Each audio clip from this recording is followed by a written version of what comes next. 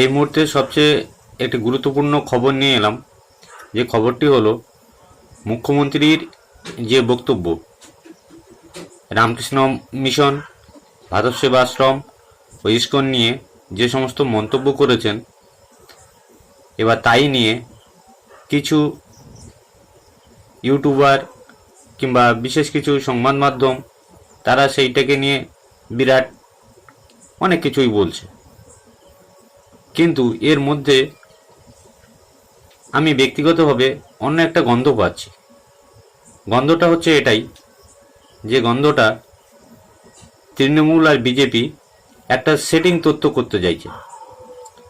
মমতা ব্যানার্জি যখন হিন্দুদের উপরে আক্রমণ করছে, তখন বিজেপিরা বলবে তোমরা ভোটটা আমাকে দাও। আবার মুসলিম সমাজের একটা অংশ, মানে মুসলিম সমাজের যে অংশটা আছে, তখন বলবে, মমতা ব্যানার্জি বলবে যে না, দেখো আমি হিন্দুদের তোষণ করি না, আমি মুসলিমদের তোষণ করি। অতএব তোমরা যারা মুসলিম আছো তারা সবাই ভোটটা আমাকে দাও। অতএব সিপিএমকে দিও না, আইএসএফকে দিও না, কংগ্রেসকে দিও না, আরও অন্যান্য যে সমস্ত রাজনৈতিক দল আছে এদেরকে কাউকে দিও না। দিলে আমাকে দাও, আর না দিলে বিজেপিকে দাও। এইভাবে চলছে পুরো খেলাটা। মানে এটা পুরো সেটিং তথ্য। মানে দেখছে, মানে কিছুদিন আগে মমতা ব্যানার্জি এবং আমাদের প্রধানমন্ত্রী যে আমাদের রাজভবনে যে প্রোটোকলের দেখিয়ে যে বৈঠক হয়েছিল, সেই বৈঠকে মোটামুটি একটা আন্দাজ করা যায় যে সেটিং তথ্যটা কিভাবে চলছে। দেখুন, এখনো পর্যন্ত যা মানে যা ভোট পড়েছে এবং যা যা রেজাল্ট, তাতে করে দেখা যাচ্ছে বিজেপি এককভাবে সংখ্যাগরিষ্ঠ করতে পারবে না। তার সমর্থন দরকার কারো একজনের। তৃণমূল যে অবশ্যই বিজেপিকে সমর্থন করবে এটা কিন্তু পরিষ্কার হয়ে গেছে। কারণ এখান থেকে এই যে 42টা সিট প্রধানমন্ত্রী যে ঘোষণাটা করেছিল, সেই 42টা সিট নেওয়ার জন্য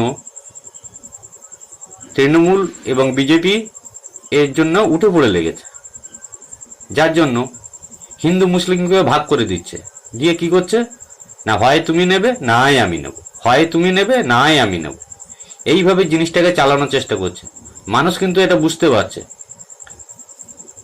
যার জন্যে আস্তে আস্তে দেখবেন গোপনে কিন্তু সিপিএমের ভোট অনেক বাড়ছে। নেই সিপিএম এই বাজারে কম করে 6টা থেকে 8টা সিট জিতছে।